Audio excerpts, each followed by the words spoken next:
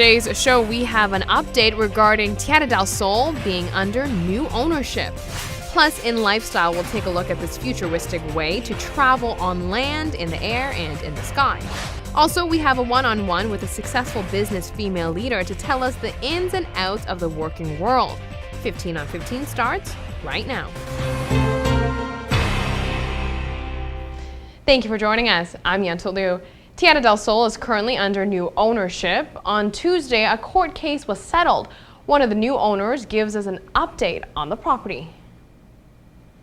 In a recent court case, 83% of creditors of Tierra del Sol voted yes to accept proposed payment plan.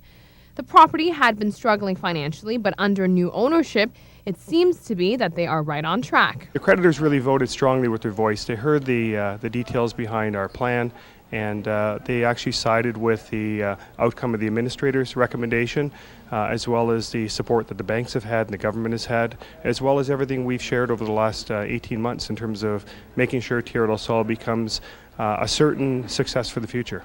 The previous owners struggled financially. The new owners have several plans to ensure success for the future. During this difficult time, the management team has been able to keep the employees on payroll. Management is now working on regaining trust from creditors. I've been here for a long time, and I've worked side by side with my business partners and all the employees here to make sure that we have a project that's viable and making sure that we're making the right decisions. You know, we haven't laid off one employee in this process, and all of our effort has been on turning this business around, doing the right things. We've been current with all of our creditors. Many of those wanted to do business with us only on a cash basis, maybe 9-10 months ago, and we've earned credit back with our creditors. So we've demonstrated the trust that's necessary for this project and to actually build a success for this property and for Aruba. Mr. Matelot says bankruptcy is an option they would like to avoid at all costs. When you think of the alternative, I just don't know who could comprehend that bankrupting a property would be a good thing for the employees, a good thing for the creditors, or a good thing for the island. Bankruptcy means job loss. Bankruptcy means that the creditors would receive no money. And bankruptcy is just bad for tourism and for the economy of Aruba. It's not good and just bad for Aruba overall.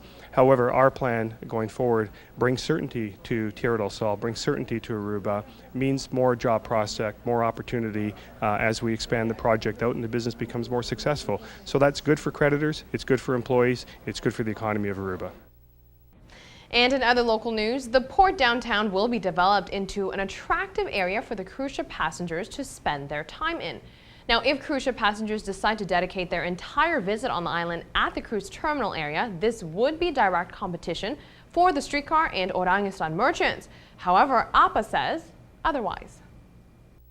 The streetcar was a significant investment for downtown Oranguestan. Prime Minister Mike Eamon's objective with the installment of a streetcar was to make it more convenient for cruise ship passengers to go into Main Street, giving them more opportunity to spend money. This would ultimately generate income for Aruba. But with APA's new plans to develop the space where the containers are situated, it could pose conflict. But representatives of APA disagree. It is important that the port remains a facilitator, like a gate to our port community, the community of Oranguestan. And as such, we cannot see ourselves as a direct competition. It is our aim to provide traffic in the area 24/7, and not only when there are ships in port. So this is very important for us. And as such, and with this in mind, we will continue our developments moving forward once the container cargo area moves to Barcadera. With that being said, the development of the cruise ship terminal can only be for visitors from the ship, since outsiders cannot enter the port. This directly contradicts the idea of generating more traffic into the area of the port when there are no ships. We are an ISPS port, and as such, we are unable to open it to the public. APA says they will do their best to only offer goods and services that Main Street doesn't. Primarily, they are looking at products made in Aruba. Well, it is, a concept that you're not going to create shopping centers inside your port that will compete with existing retail shops outside. What you can do is create smaller retail opportunities, especially focusing on local art and unique products that will differentiate you from other ports in the region, but also differentiate you from the products that are sold outside. So within a few years' time, cruise ship passengers can expect an added area of shopping, dining, and exploring right at the terminal. The criticism here is if the ship visitors don't need to leave their port area, they won't. This would ultimately be direct competition for Main Street and the streetcar. Let's take a very quick break. Stay with us.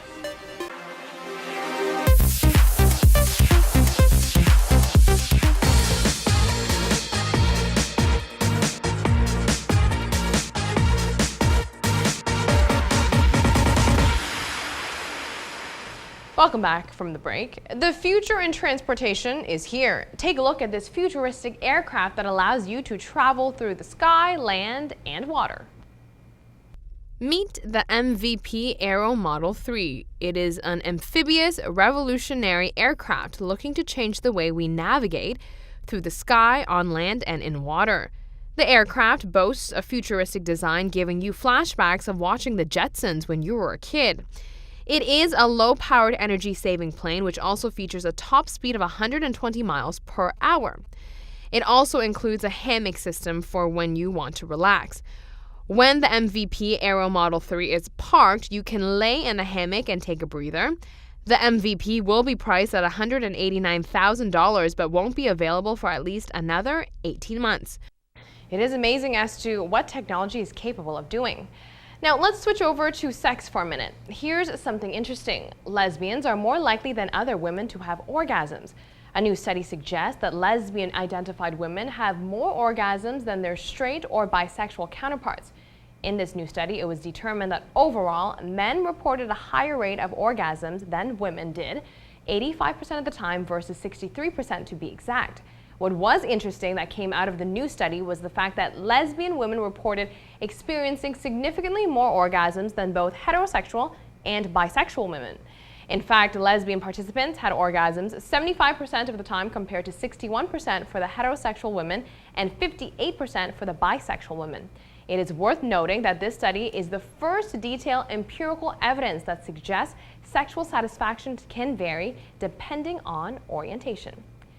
Continuing on with the topic of sex, hooking up really can lead to marriage. Here are some more details. Walking down the aisle. How to get here seems to be the million-dollar question these days.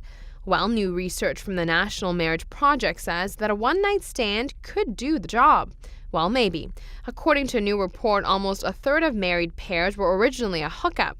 The study found that 32% of married people in the study reported that their relationship began as a hookup.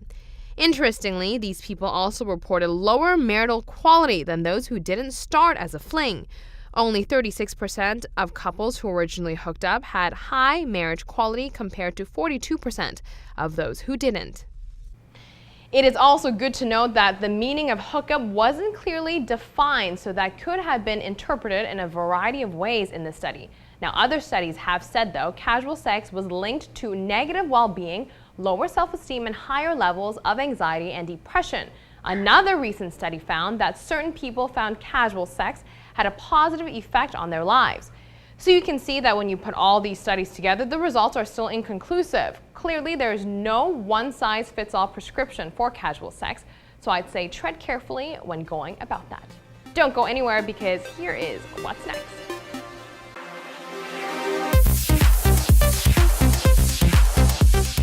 A barrier still exists between men and women within the workforce. There is an unspoken double standard when it comes to females and males climbing that corporate ladder. A successful businesswoman elaborates on this for us. Anita de Groot owns and operates a business empire. She says men and women can learn from each other. So she highly recommends both sexes to attend the Women in Leadership Conference on Friday. There will be masculine and feminine aspects regarding leadership presented during the conference that applies to both genders. I think it's important for men and women to understand what the benefits are in working together. Because it's not like women know everything well, men know a couple of things very well, and we could learn from them, and they could learn from us. And I think that's the key to it. Start communicating with each other and try to really get out the best in each other, because then successful organizations will happen and you will have fun with it and at the same time. Because without fun, it's not worth doing it. Business events like these are vital everywhere, but especially for a small island when it is all about who you know and can contribute to your career tremendously. Network building. You have to have a network, you have to know each other, you have to also be able to talk to each other. Because sometimes you feel that the only one who is having these problems or issues or challenges is you.